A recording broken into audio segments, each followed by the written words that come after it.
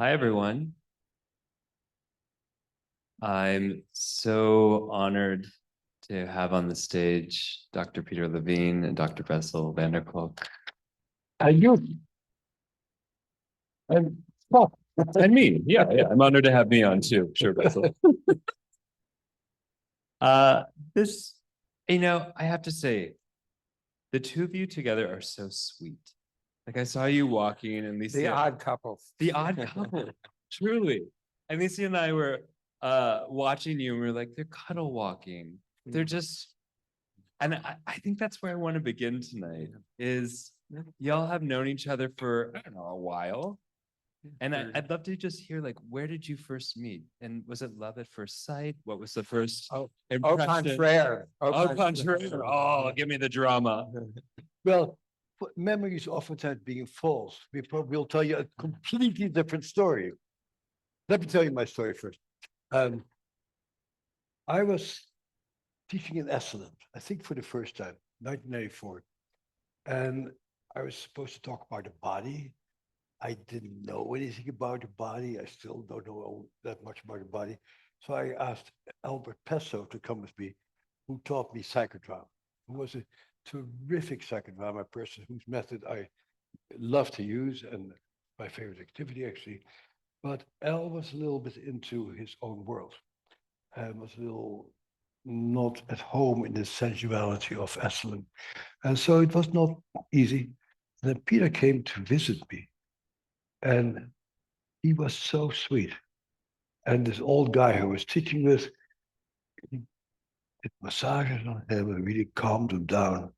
And I love Peter's energy in terms of how he really practiced what he preached and was able to bring people to a level of somatic quietness that was wonderful. Actually, wonderful was really the word. Like it's emotionally very appealing. And then Peter and I taught together many years in Esalen afterwards in various places. And I always loved working with him because we are kindred but very different spirits. So it is very supplementary. Yeah. Yeah, I go further back. And this must have been in 1996 or 1997. Yeah. And there was a conference in Boulder put on by Naropa. Yeah, it was after that. Yep. Yeah. Yeah. Time. Doesn't matter. It is Two different stories. non-linear. Time is. But anyhow, this, as I remember it, Yes, exactly. it was this See, conference, and it's not a traumatic memory. And the traumatic memories you remember precisely what you saw. and, yeah, and this Real varies and changes because it doesn't matter what came first. Like space time are not linear. So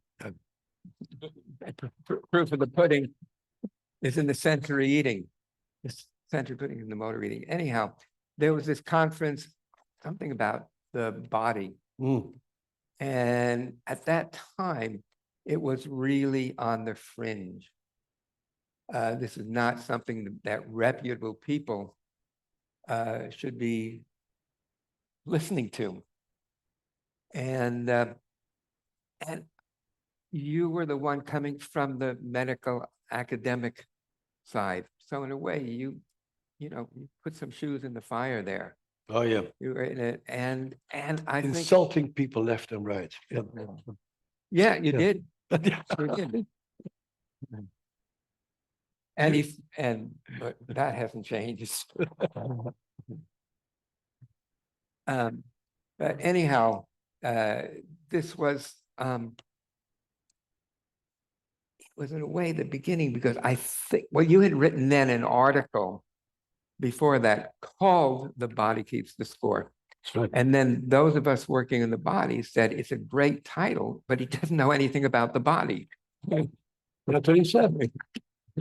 Yeah, that's right. And so as time went on, Bessel gradually started to take the body seriously and really emerged in when I wrote the book Unspoken Voice, and when you wrote the book The Body Keeps the Score, Which had a common origin. Which exactly Yeah. back way back then. And it's that time you know, in a way, you risked being associated with the fringe people. You did. Yeah, I didn't have much of a choice. When you fall in love, you fall in love. You know. Let me finish. Let me finish. And but you realized there was something missing in therapy. You know, that actually the fourth Lifetime Achievement Award was from the Psychotherapy Network.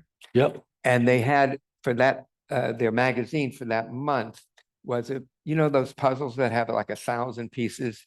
Well, it was a puzzle of a person, but one piece was missing. And the title was The Missing Piece, the Body. And yeah. And so, when I was honored by the United States Association of Body Psychotherapy, again, that was there, not in the mainstream. But then it's really has reversed, and all of this is now in the mainstream.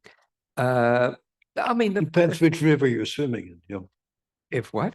Depends on which river you're swimming in. Yeah. Well, okay. Academic But institutions, anyhow, people still think that we have. you all are here on the Embody Lab experience, the emergent experience.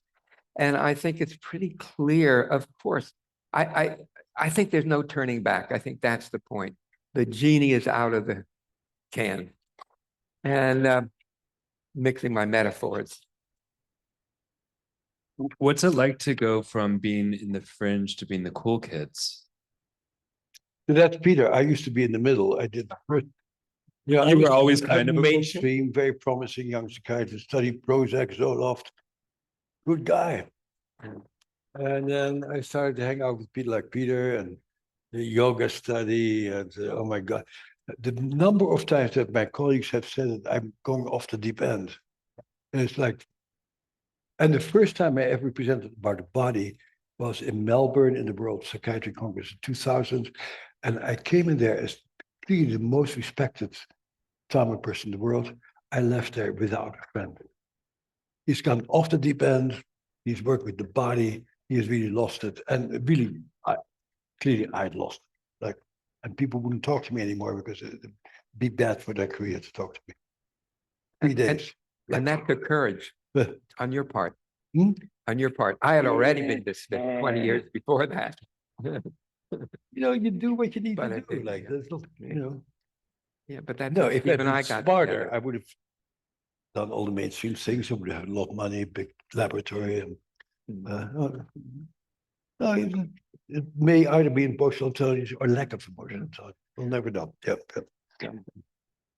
Well, So maybe I'd love to you to share more about this because I think it's not something maybe everyone has heard is the process of kind of being rejected or being dismissed. I mean, because now you are, I mean, I don't think either of you will take this in, but titans in the field. Oh, maybe you'll take it in. Still people think good for you. it. Love you. But to go, I mean, I'm so curious if you could share more about that sort of that time period of being pushed out. Like you started that. Well, getting to Berkeley in the 1964, and that was a time of tremendous change. That was a time when there were 15 bookstores and coffee house cafes, and it certainly wasn't about the body, but it was a time when Fritz Perls and Ida Rolf, who I had the privilege of studying with, something was in the air, and something was in the process of change. And change sometimes happens quickly, but other times it takes quite a considerable amount of time for it to actually kind of take root. And I don't know if I'm an optimist or a pessimist, but I believe that it has taken root and that, it will continue to spread its roots out and grow in different ways. I think one of the nice things and one of the things why I agreed to be part of this was the idea that it was going to be, instead of, you have the keynote speakers and then workshops, and you could choose one workshop. So there's like 20 workshops going on. But this was going to be the same, in the very same room all the time, and people with different viewpoints, people from different genders, people from different, well, came from different places.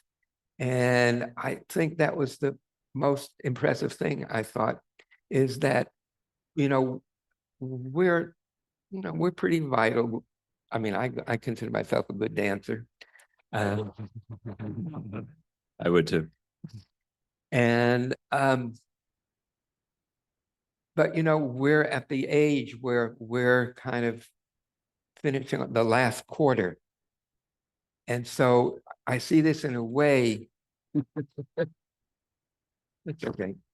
I see this as a way of starting to pass this mantle on to a next generation. So they will be developed, and they will be doing the presenting, and they will be doing the research and so forth. So back to you. So for me, indeed, to be here and see so many young people is fantastic, because we're aging out, and it's a very real thing. And in terms of my work, I've always tried to combine neuroscience with clinical practice. There is very few people who actually run laboratories and also do clinical care. And those are two separate worlds, and I'm trying to keep those worlds together. But it has been very difficult. Actually, I found sort of the successor for me, one of my former postdocs, now a professor at New School, who is sort of trying to do it, but it's very hard because the world of academia and the world of clinical practice are so far removed from each other.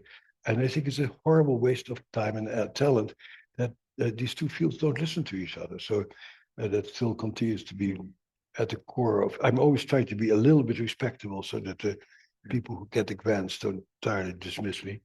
But I also live very much in this world of exploring alternatives. But to bring these fields together is extremely difficult. Like the new person, Wendy, just did a survey of all psychology classes for a PhD in America. Not a single one has trauma as a required subject. You're talking medical school. Trauma. Medical school. Yeah, no, Yeah, this is yeah. psychology PhD programs. Oh, They don't even, so if you say the body is doing well, I go like, depends who you travel with. oh. In the psychiatric world, the body is as absent as ever been. Psychology people still believe that talking people to their senses will, and exploring their faulty thinking will help them to get better. That's after 4 years of Trump and the Republican Party. People think that talking sense will change people's minds. Like, really? You really think so? That's crazy. But that's the world of psychology. They're just a little rational, and we can just talk, make them rational. So, no, I still see this, because you live in this world, this body-oriented world. You think, oh, everybody around me isn't the body. I live still in part in the medical world. No, it isn't. Yeah, no, agree. I mean, I appreciate that. I mean, when we're in this bubble, it's like all there is somatics. And it, as we were talking about in the last couple of days, it's the work that each of you have done has, I mean, it's hot to trot. Yeah. Somatics is all the rage. I mean, and we know even in the world of publishing, it's what's going to be the rage for the next couple of years. And so, and I think that's in major thanks to the both of you that has allowed the many of us to have more accessibility and ease in doing the work we want to do in the world. Well, see, I'm also a very cynical guy. I know you are. And so I was really struck by how people in my publishing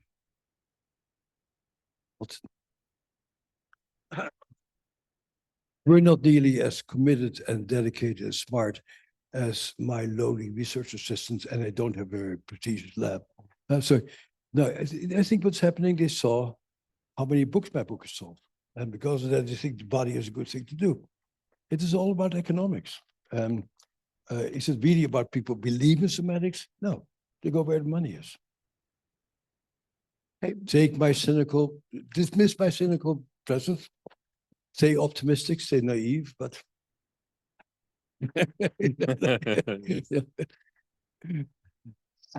Yeah.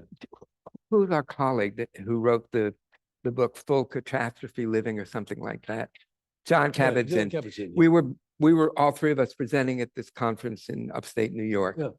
And we were taking a walk, and I was talking with John, and he said, the work they did, the research they did, they had to do in secret. They met at somebody's house, and they made sure that nobody else would report them to the university. And then he said, but now you can't get a job at a major university if you're not interested in doing research on mindfulness. So you take could that. get a job at Harvard without knowing anything. I wouldn't know, but I think with him it was Yale.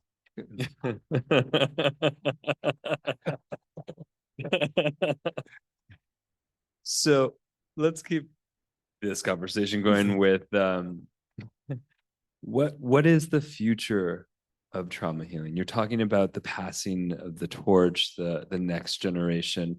What is ahead in your? How do we know? We have only been in the past. Yeah, like somebody, I was talking to somebody today, says, Yeah. I have kids and I'm 45 years old and I have no idea how my kids think. They live in a completely different world. My own kids complain about their kids. They say, Dad, you don't have any idea about what my life is like. And I don't have any idea what my kids' lives are like. So, and we're supposed to predict the future. Like, you're asking the wrong people, man. I was pretty sure you were going to say psychedelics. I'm very worried about psychedelics. I think psychedelics have spectacular potential. The outcome of our research study blew my mind. I was skeptical at first. And I think the psychedelics have vast potential to bring back spirituality in our culture, mindfulness in culture, self-healing. It's not about exposure outside, but activating the inner healing. It has fantastic potential. And living in the culture that we live in, it's getting monetized. People are preparing similar molecules and getting them approved that cost 20 times as much as a generic one. And I tell my team, guys, enjoy the honeymoon, because once capitalism gets a hold of all this, I'm not so optimistic about the future. But boy, the potential is spectacular. Yeah. Peter? Well, when I came out to Berkeley in the 60s, it was all about sex, drugs, and rock and roll. And believe me, and in this way, I kind of, the song I Looked at Clouds from Both Sides Now, Judy Collins' song, I think I have that perspective a little bit different. I mean, I'm glad I did. And in 1970s, we were working with a substance called Atom, which is actually MDMA. And then it became a party drug, and then kind of, got out of the therapeutic possibility. And I think, and you spoke to some of this in your lecture today, because I see great promises, but I see also great potential pitfalls. Yeah. And again, I think it's absolutely essential that people really are trained in these substances and how to use them and how to ground them in the body. Yeah. And that is what is often missing. Right. And I think unless that's really incorporated, then it will just kind of come and go. Yeah, but the somatic element is not present yet in the psychedelic world. Yeah. So Lisha happens to be our entry into it, but I think it's a very important dimension. And in the psychedelic world, people don't know it. Or just touch a person with you. So not the real subtlety is to be found still. And I think it's a very important element of doing psychedelic therapy. Yeah. Can you say more about the relationship of the body and psychedelics? Well, we were going to talk about memory. That basically, what I said earlier is that the imprint of trauma is held in, the vagus nerve and very primitive parts of the brain that has no cognition. So you have sensations. You have crawling in your stomach, your heart collapses. It's all over here. And when you go into the MDMA experience, you feel your trauma, you have a very intense somatic experience. And so the MDMA clearly made it possible for people to go into what had been eternally prohibited territory. And everybody came up with memories and pieces that they had been unaware of before, but very much also imprinted on somatic experiences. And I think being able to hold people and touch people at the right time is terribly important.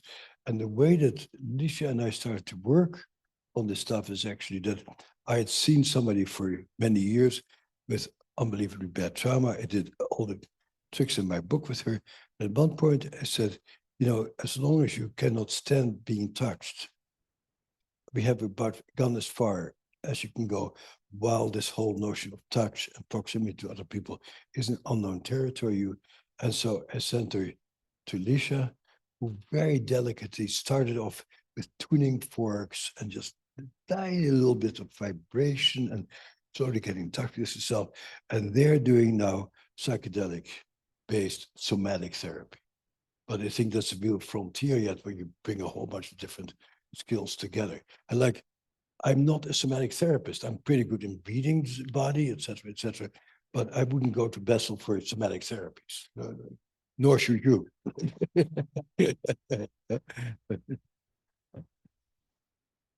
Peter, what do you see as the future of trauma healing?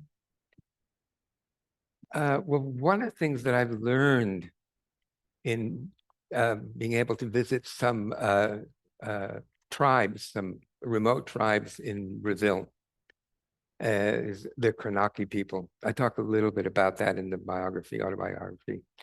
And I went, basically, there's an organization, FUNAI, which is responsible for protecting indigenous people. So we were able to get an okay from them to visit these Kranaki people. And it took about 40 hours to get there. And I mean, we were walking the last part, it was like 100 degrees.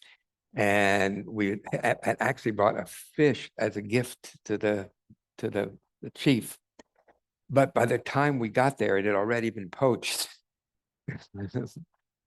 So anyhow, he looked at me and just took me over, and they found a spring and they put a tube in there. And so it was like a shower. So it kind of cooled me down enough to be reasonable. And then I spoke to him he asked me why I came, and I wanted to know how he sees sustos, which is a Portuguese term for fright paralysis, obviously trauma. And so he looked at me and he said, come. And we went and sat down under the mango tree with a mat and a whole bunch of flutes. And he started playing the flute. And I asked him, I said, would it be okay if I also played the flute? And he said, of course, that's why they're here. And so we were playing the flutes together. And then all of a sudden I settled. Then I think he realized that I was ready to hear what he had to say. And basically, his message was trauma isn't something that happens to a person, but it happens to the collective, and it has to heal in the collective. So around that time, there was a woman, she had diabetes, and it was a high-risk pregnancy, so they took her to the hospital some hours away. And they were delivered stillborn, they died. And so she went into profound depression. And they were going to give her shock treatment. So in the middle of the night, they went there with a ladder and took her out from the window and brought her back to the tribe. And then they have this incredible dancing, moving, sounding rituals, very powerful. You just do it for a short amount of time and you are in an altered state of consciousness. It's powerful as any drug experience I've had in many ways. And so she just sat there. You could see in her body that she was depressed. She was just collapsed. But she was there for all of the rituals. And then finally, after some days, one of the tribe members started to cry, and then other people started to cry. And then she sobbed and sobbed, and then she joined the group and continued. And so that was really an important lesson for me. It's not just two people. We were talking the other day. We started from the couch for Freud, then to the seating with two therapists looking at each other. And I hope now also from standing and moving. And I think, again, we have so much to learn from these so-called primitive tribes and how they go about healing. See, my reaction to what you're saying, Peter, is yes, that is exquisite and beautiful and how it should be, but we don't live in that world. And I think when we talk about the future, I think the future is in screens. And a lot of people do screens, that people do telehealth. And I had one striking thing that I'm sure you guys can relate to is that all of you have done telehealth, I'm sure in some form or another, but being here together as creatures is qualitatively profoundly different from seeing on the screen. And I'm still really curious about what it is about real presence that makes all the difference. But the future isn't screened. And so we are going to change as a species. And our kids are going to be raised by screens, which is terrifying because you get the same dopamine release as you play a computer game, as you and I get the same wavelength. But we need to work much harder to activate all kind of other dimensions for ourselves to stay in the same wavelength that disappears on screens. And I think that's a feeding ground for psychopaths and miserable people. But you see it in the culture, for example, already, that kids after the pandemic score lower than their previous cohorts. What did the educational system do? They increase their cognitive input so they score better. Instead of understanding the kids that these kids is behind, because they have not played with other kids and they need to develop their rhythmical, harmonious relationship with other people. Because when you feel harmonious, you're curious to learn. And if you feel scared, you are resistant to learning. But the educational system is still pushing those tests on kids, instead of saying these kids' emotional intelligence need to be nurtured by being together and playing together, and then they will learn. So again, it's one of these mismatches you see and go, yeah, man, this is going in the wrong direction. And the whole screen thing is huge. And so it was great to talk with Anthony Gore today and to see that he is developing some method of regulating people via music. And and when I listen to him, I go, I hope that that's the future, that people can be regulated by the sensory input, because ideally we all want to be like the Brazilian tribe, but that's not us anymore. We're not going to break into a hotel room to rescue our wives from ECT. Well, I hope we do. You know, when you talked about the vagus nerve, which is a very important two-way information channel between mind, brain, and body. And actually, Darwin wrote about this back in the 1860s. 1872. And he called this nerve the pneumogastric nerve, pneumolung, gastric, gastrointestinal system. And he wrote in The Expression of Emotion and Emotion in Man and Animals that this nerve was responsible for gut wrench and heartbreak. Yep. And I think that's, in a way, we're returning to his wisdom. He got it. Some hundreds plus a year. And what he says in the book is that there's a reciprocal relationship between the heart and the brain. Whenever the brain changes, the heart changes. And whenever the heart changes, the brain changes.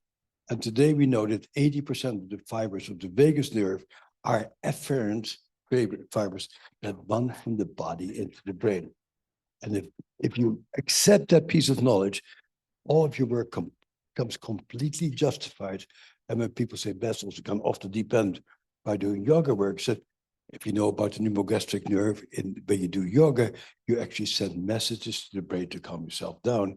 And that is really where the action is to send messages from the body in the brain and not only from the brain into the body. So that's the scientific justification, but I hope all of you are doing. And it's so pretty hot stuff, actually. Yeah. And Darwin pointed it out back then. What was that, Peter? Oh, nothing.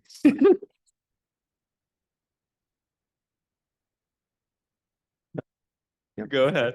No, no. No, no, I mean, again, I think so much of this wisdom has been around for millennia. The use of movement, of sound has been used for thousands of years. Yep. And something that works, it continues. And it only continues because it works. Otherwise, it would just die out. And I think that we really, I think I disagree with you a little bit because I think there is so much we can gather from these traditional societies, but in our own way, because we're not that kind of a society. But I think we need to have some elements of that in the society. And I hope that's where we go. See, yes, but so a few years ago there was the big tsunami in the Indian Ocean that killed thousands of people all around the Indian Ocean. Remember that? Yeah. And so my center sends a group of people down to Sri Lanka to help people in Sri Lanka. They called me from the beach in Sri Lanka and said, Bessel, they have all the methods they need to get better over the thing. They breathe together, they sing together, they move together, they dance together. And Pfizer Pharmaceuticals is here with a truck to give people pills for their PTSD. And the Sri Lanka people are lining up behind the truck to get pills because they believe more in the wisdom of America than they believe in the old traditions. Yeah. And actually, So it's really, don't get carried away by just being idealistic because the power of pills and screens is very powerful. Yeah. yeah, but Exactly. That's why we're here. but we also went to Thailand and to some of the other countries that were affected by the tsunami.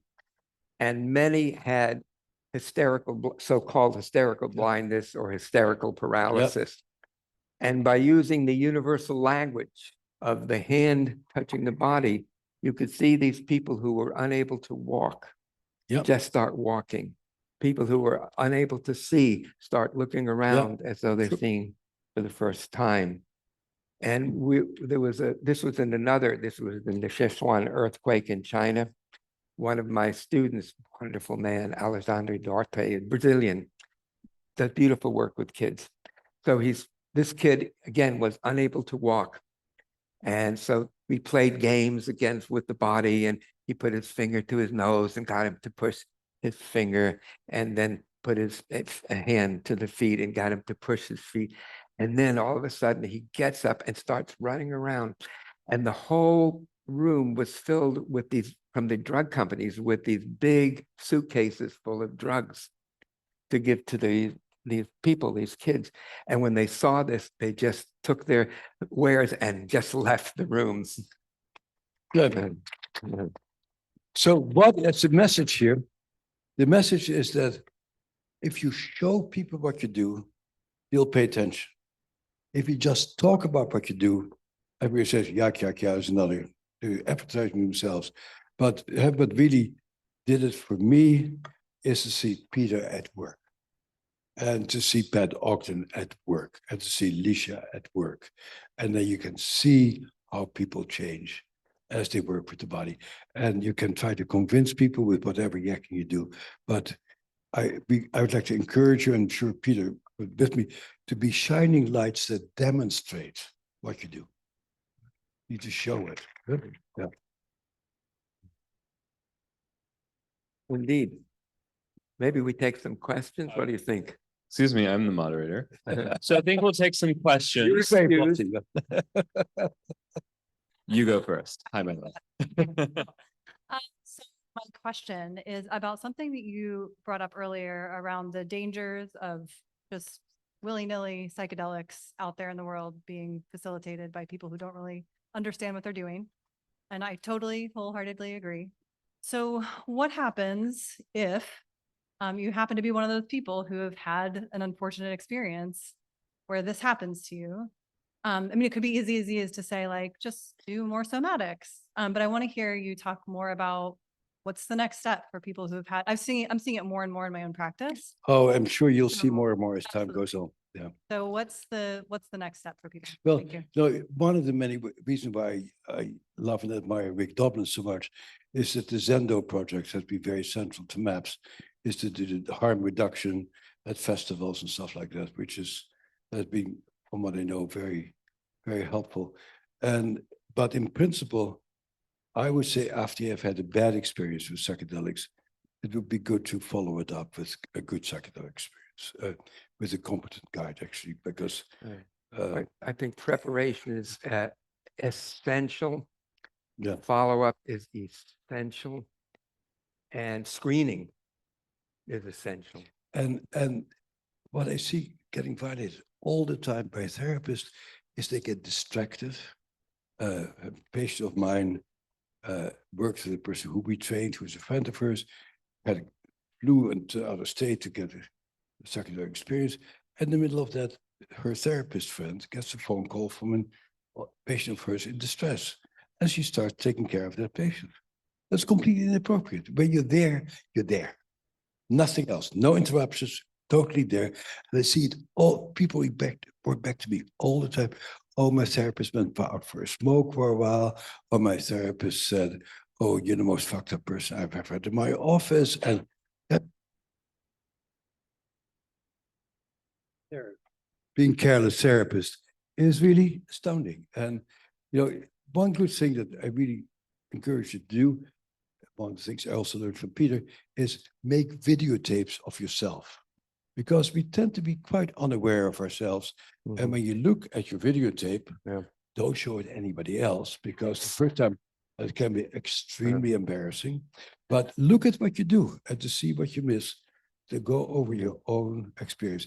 And that's what I really have loved about the body therapists who I've worked with, Peter and Pat Ogden.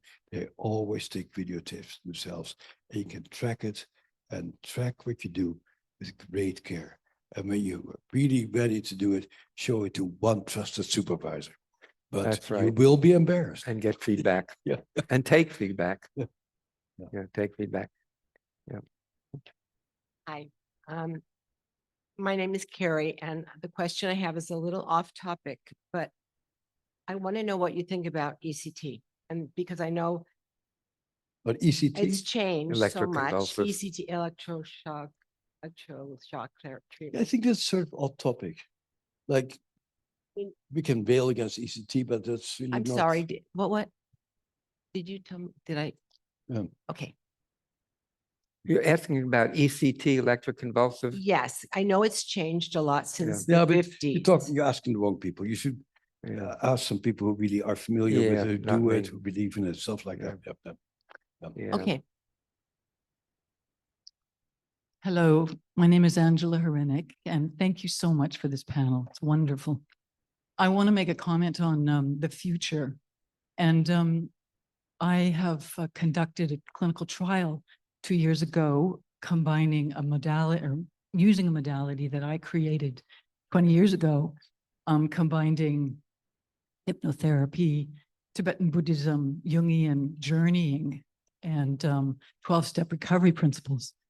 And we did a preliminary trial with 30 people, and we've had statistically significant results, so much so that we're going to go into a second level trial, a randomized controlled 3-arm trial. And I believe that, you were saying that screens are the next thing that we have to overcome. And I believe that we're bringing in the quantum level of the collective unconscious now to come in and begin to do our healing. And this modality moves into the unconscious now. So we're clearing the first level of conscious trauma. Did you have a question too? I do not have a question. Oh, okay. I just want, yes, Yeah, and thank you. make the Yeah. panelists aware. And Thank Bessel you. has invited me to the trauma I love conference that. in May. So Thank you. yeah, this is a new modality and I look forward to the future. Thank you for sharing that. Do we have some online questions as well coming up Oh, yeah. from you online folks? We see you. In the meantime, oh, Melissa's got some online questions.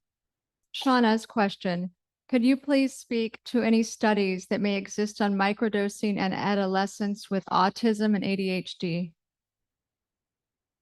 No, I would refer you to my best friend. My best friend is called Google Scholar. Because Google none of Scholar. us are encyclopedias and none of us know everything. And we have a question like that, go into Google Scholar, type in microdosing, adolescence, whatever, search it, and everything that's been written on that subject will show up at Google Scholar. Okay. And you can find out. I Thank you, don't know anything Bessel. about microdosing. Okay. I'm gonna borrow that answer. Well, I'm gonna borrow that answer. I like that. Yeah. it's a very good answer. Like Google Scholar has your answer. Who else can we answer with Google Scholar? Yeah, you're up next. My name is Frederick. The question is, what's the best way to prepare for incoming trauma? And I'll give you a little bit of context. We work in a Canadian First Nations community. We worked with a population that's, is dealing with multi-generational trauma, lateral violence, all sorts of abuse. And there is a huge payout on its way, with every person in the community going to be receiving hundreds of thousands of dollars. And we know this is going to cause much trauma. Yeah. And we're sent here to gather information to prepare this from coming. This is coming. So we're thinking about creating a trauma center. Well, I wouldn't create a trauma center. I would call a fiscal management center. Because indeed, if you give people who are anybody, but particularly uneducated people, hundreds of thousands of dollars, they'll fuck it up and do something with it. So you should get the tribe together to talk about how they go deal with their money. Very practical. Yeah, actually, one of the people that we've trained is now becoming a teacher, and he's from the Crow Nations. And I think it's important to help the indigenous person themselves to how to work with their tribe, because one thing that I've learned in working with Hopi for many years in Arizona is that I don't understand their psyche and how and their worldview. When I was getting nowhere, I met with an anthropologist, and he explained that because usually I, as you were saying, I teach by demonstrating, but if I asked for somebody to nobody would show up. So, and I tried everything, and Actually, finally, I met with an anthropologist who had been with that tribe, and it was very clear what the problem is. They didn't see themselves as individuals in the way that we see ourselves as individuals. And when I asked them to present a case, and they're very smart clinicians, she presented the case, and I said, is there anybody who's had a similar thing happen to them in their life? And then immediately that person would come up to volunteer. So I think we really have to be careful and with humility on, not being the white savior. Oh, yeah. So I agree. The chief and council are the one who sent us here. The tribe sent us, and we have some of the representations of the tribe here. So I agree with what you're saying. As the first person I would go to is Patricia Vickers, who is the former commissioner of Indigenous Affairs in British Columbia, who has gone back to her reservation to implement treatment methods there. So she really knows his traditions, probably slightly different from your tradition, but I'd go to Patricia and say, this is the following issue, what do you think? And indeed, in a tribe, it becomes a tribal issue, and there's no individual solutions because it needs to be agreed on by the community, and that's where it started. Thank you. Peter, you have worked at Hopi, so you You have worked in Indian reservations. Yeah. You have anything to say? Bert? Yeah. Well, I mean, just that. I mean, I think it's just really important to put at least their energies into training the people from the tribe to work with other members of the tribe. I think that's the most important thing. And to help them, I don't even like the word supervision, but to kind of have them reflect what they've been observing Yeah. and to see if there's something useful Yep. that we might say. Thank you. I think your worries are very, very justified, actually. Hi, Hello, good evening, everyone. good evening. So I've been attending this conference for the last couple of days. Want to thank you for organizing it. I feel right now I'm representing my ancestors. I am speaking for everyone's ancestors that I think have been invoked in this entire conference, yet has not really been named. I am Chumash, I am Mexican, and my family lives on the other side of that border. My mother is from Santa Barbara. We're on indigenous land here. There's 5 tribes that are from this area. And I'm bringing this in because the mind, body, spirit aspect of this healing module, this road that we're all on, is all to clean the shadows from the soul. In our indigenous traditions, I'm initiated in an African tradition from Nigeria, have been for the last 30 years, as well as the native path that I've been on. Huge, lots of respect for Carl Jung, and as well as the hero's journey, Joseph Campbell. And I'm bringing this home because we're inside a creator right now. I don't know if you understand that, right? Indigenous philosophies understand the 5th dimension. We understand quantum physics, right? We don't have a Hammond. We jump into the next dimension, right? I'm also a practitioner of indigenous plant-based medicines. In español dicen la cultura cura, right? We know what that means, right? Yep. Yeah. Culture cures. Yeah. We don't need to go to the future.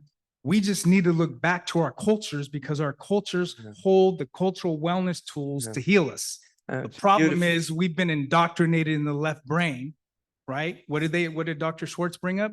The right brain is what we were born with, the feminine side, the intuition, the art. And then we were colonized with the left brain. You can look at it history, doctrine of discovery. That's where it all started. And it started with people that call themselves white in Europe in 1000 AD. We understand what the church did. So I'm just trying to bring it all home. Dr. Schwartz was bringing it up today. Her ancestors were speaking. She was bringing up her grandfather. When we're moving our body, it's not just the body. It's a very Western way of seeing it. So the point that I'm bringing up is I just want to acknowledge all of our ancestors. No, I Thank love what you. you say, Thank you very much. but Thank you. also, the indigenous people in America had a lot of life sacrifices. And I've been very interested in anthropology for a long time and go to different parts of the world. And as far as I can see, nobody has solved it yet. That every tribe in every nation, every world has committed cruelties to each other. Absolutely. And that we haven't gotten the answer. I had a dialogue with the Dalai Lama a few years ago where I sort of, in my own way, asked him, so Your Holiness, what do you make of the fact that 4 out of the first 5 worst genocides in the last 50 years have occurred in Buddhist countries? So I'm not sure that any tradition really holds the key to human happiness and I understand that, peace. Yeah. but I want us to acknowledge and understand that we're talking about psilocybin. Yeah. Mushrooms is called Teonanacat. Yeah. That's the indigenous name for mushrooms. You know what that means? It means the flesh of God, right? So I just want to acknowledge Yeah, the cultures that are absolutely. here. It's the indigenous people that are cleaning your rooms, the Yeah. indigenous people that are making our Yeah. food, Yeah. right? Yeah. I'm just bringing that up and I'm speaking for all those that can't speak for themselves. And I Yeah. do Yeah. thank you for all your work. Thank Thank you. you. Absolutely. Thank you. Absolutely. Good. Hi, my name is Cheryl. I wanted to ask you guys, like, problems that society has regarding tech, including online bullying, video game addiction, and exposure to sexual abuse, sexual addiction. Yep. I mean, what's the answer to that? That, the problems weren't around when I was growing up. Thank you. You know, Google, Yeah, Google big Scholar. problems. Big problems. no, I think, I encourage you to take very deep social responsibility to solve those problems. I really have been fighting for a little piece of what I believed in. I'm now 80 years old. I don't think I'm going to be good in the barricades for the next fight anymore, but this is your job. And your job is to fight for Yep, social yep, justice. yep, yep. We'll take two more. And then we'll wrap it up. Three more, including Melissa. Okay, I have a question about Hi. whether there's ever been anything done as far as neurofeedback combined with psychedelics that you know of? But what's the first part of the question? When what? Yeah. Yeah. You were talking about I certainly neurofeedback. have done that, yeah, with people, yeah. You were talking And my about, center used to do it, yeah. talking about people There- learning to With regulate psychedelics. themselves No, first. I think neurofeedback is a very good initial way of calming the system down. I think as time goes on, we may get much more sophisticated forms of neurofeedback, like maybe Anthony Gorey's work will really become part of that. But calming that whole system down by itself is a very important first step. And to know, as you guys all do in your practice, to help people, there's ways in which you can calm yourself down and in which you can organize your brain. And I think that is really, in our culture, the first step is to make people aware that they have a certain power of their own physiology. And they get to experience that, because the culture is just take another pill. And every doctor will tell you, just take this pill. But you're the exception here, and say, you help people to become aware of what they can do to be the master of their own ship. And to my mind, that should precede the taking of psychedelics. Melissa, you had a question from online. We'll take one more of those and then final question over here, and then we'll have a dance party, y'all. With Dr. Peter Levine and Bessel van der Kolk leading the way. I would watch that. I would totally watch that. I think I just manifested it, so it's gonna happen. Yes. And apologize if you did cover this, but there's a few questions about psychedelics in reference to working with addicts, people maybe that are on drugs currently, or whether it be a mental health medication, or, I mean, someone had mentioned fentanyl, or someone that smokes, a lot of marijuana. Is there any people amongst that maybe shouldn't be trying to use this in therapy? You want to start with that, Peter? Boy, if you look at, the claims that are made, and maybe some of them are true, that taking one dose of a substance has completely cured an addiction. I don't think it's that simple, or rarely that simple. But again, I think it has to be part of a whole cohesive therapy and treatment program, not just about that this is going to cure all. And there are, but also I've seen people, work with people with autoimmune conditions, not using any substances. And after some sessions, the autoimmune condition has gone. So I know those things are possible, but there may be other ways to do it that are safer and more controlled. But we have so much to learn. We're really kindergarten here in many of these questions. It's interesting if Gabor were still here, to ask him this question, because Gabor comes from the addiction world. He's now moved on. Yep. And he is very much into psychedelics. So he has firsthand experience with these things. It's also interesting that Bill W., who founded Alcoholics Anonymous, was into LSD, and he got kicked out of Alcoholics Anonymous for advocating psychedelics as a great treatment for alcoholism. So this is always going to be a very controversial issue in addiction circles. But there was a very good amount of research done on LSD and addiction in the 50s and 60s that proved us very successful. It was stopped. MAPS, I think, is sponsoring a study right now on MDMA for addictions. it is a very important issue to keep an eye on. And I think it should not be done by the uninitiated. I think it's important that people have experience with it. But overall, I would say it looks very promising, but I would get advice from the people who are actually doing it before doing it myself. Hi, yeah, Hi. thank you. So if in the future we were to get rid of the DSM and start from scratch, what do you think we should do instead? Oh, we should do it. Oh, I love that question. We should study psychological functioning. Is this person able to shift sets? Is this person able to listen what other people have to say and incorporate it in their own understanding of the world? Is this person primarily led by feelings and cannot really understand what they're doing? Is this person overwhelmed by feelings of collapse in their body? All the stuff that we as clinicians look for, but that's not in DSM, that's what we should be looking for. We should be very good diagnosticians in that what does this person need? And this person doesn't have language for themselves and understanding of themselves. I would start maybe with the somatic experiencing to feel your body and get a language for yourself and your body. Other people may not need that, but I very much go into psychological function. What's interesting that the previous head of NIH was into it and said that DSM is completely worthless, and he created the research diagnostic criteria, which weren't bad. He left out one little thing, the attachment system. Yeah. Which is the most important thing for human beings. Yeah. And there was no interactional issue was being studied. It was pure brain molecules out of context. Yeah. And we are deeply social animals, and most of our brain is devoted to being together.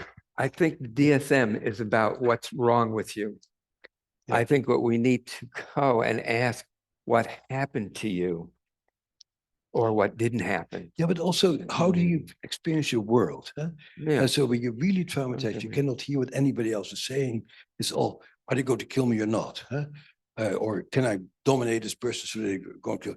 And so there's one way of being in the world, to really understand how people take in other people. To what degree can they have a dialogue with other people? To what can they take in other people's point of view? That's interesting. Let me think about that. Yeah. I'm just wondering, it seems like we're kind of coming to the We're end. coming to And Peter, real quick, there's a topic that hasn't been brought in yet. I think is extremely important. It's something near and dear to your heart, Peter. Can I let this young gentleman just ask a question? I think you'll like it. okay. Sure. Not so easy. That's not a hard sell. Hi, so I'm not a healthcare provider. I'm a 20-year military vet. Thank you. My therapist recommended that I show up here or just check it out, or she'd drop me. Just kidding. She's in the room. That's a joke. I took her recommendation, so I'm here. But I have a question. So when you said about the limbic system needing to be calmed down, I'm paraphrasing you. You didn't get the sense. In order for the frontal lobe to kind of be brought back into proper functioning. So in the military, we train and rehearse for war, and we make it so automatic that there's a big part of us that's not responding. We are reactionary. So because war is hell. Sure. The average American that comes into the military probably somewhere around 19, 20 years old. So their brain's not even fully developed. So how can you train, if at all, to aid calming or stabilize the limbic system as much as possible to maximize responsiveness and anticipated traumatic environments, namely war, and developing resiliency prior to deployment? It's a really good question. Really good question. Just because of time, just to make a suggestion, because I actually got a letter, email today. But it's on YouTube. It's a documentary that was made about my work that I did with a Afghan vet who was blown up by two of these explosive devices. He woke up unable to speak, to walk. And what happened before that, his best friend died in his arms. And it's called Ray's Story. I think it's somatic experiencing with Peter Levine. And I think you'll get a lot of useful information from there. But the reason that I bring it up is I just got an email today from his wife, and she just said that Ray has had this job for 5 years. He's doing beautifully. Our child is now an adolescent, and we just wanted to let you know that we are feeling so not appreciative to me, but appreciative to how Ray has been able to come out of this shock and this horror and really become a beautiful father, husband and father. Yeah. Thank you.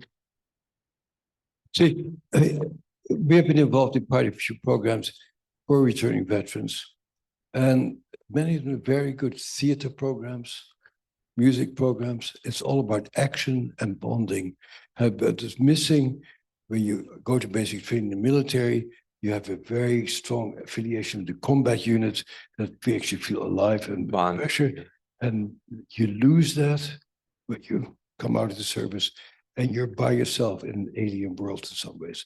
And so one of my favorite programs for soldiers is Decruit, where you get the opposite of basic training, so you get your brain rewired to be the civilian world. It happens to be a Shakespeare theater program, but I think being with other people to do things that are difficult, it has to be difficult, it has to be a challenge. So you really feel like I've accomplished something here. And so acting together, making music together is like outward bound programs. I think what he's getting at is there one or few things that he can help with when they're preparing to go, not afterwards, but when they're preparing to go? Well, but basic there are training is very effective, actually. Right. Well, yeah.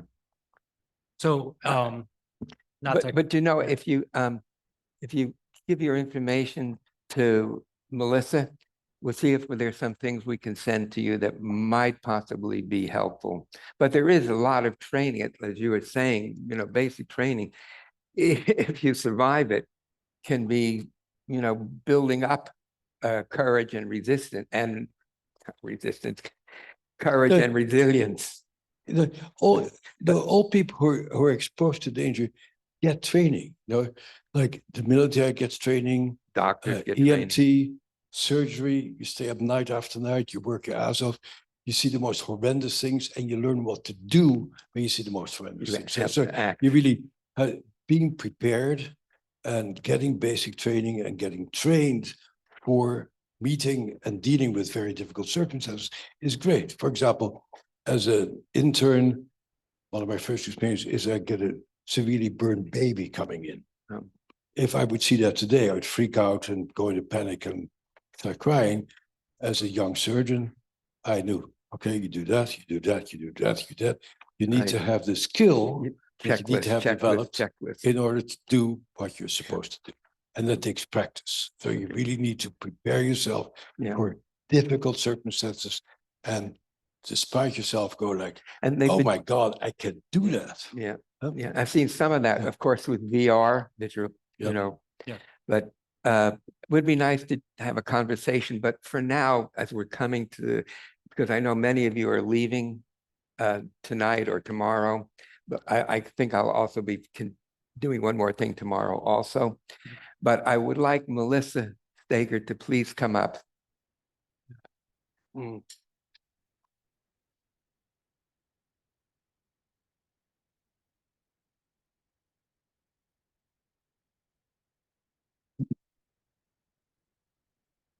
Yeah. Good job. And Scott Lyons.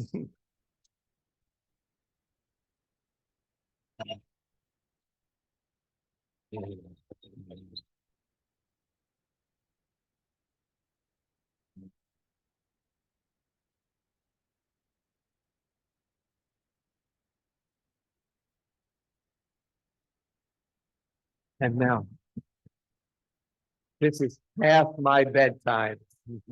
And while you're standing up, applauding, thank you, Bessel. Thank you, Peter, for your wisdom. Thank you all so much.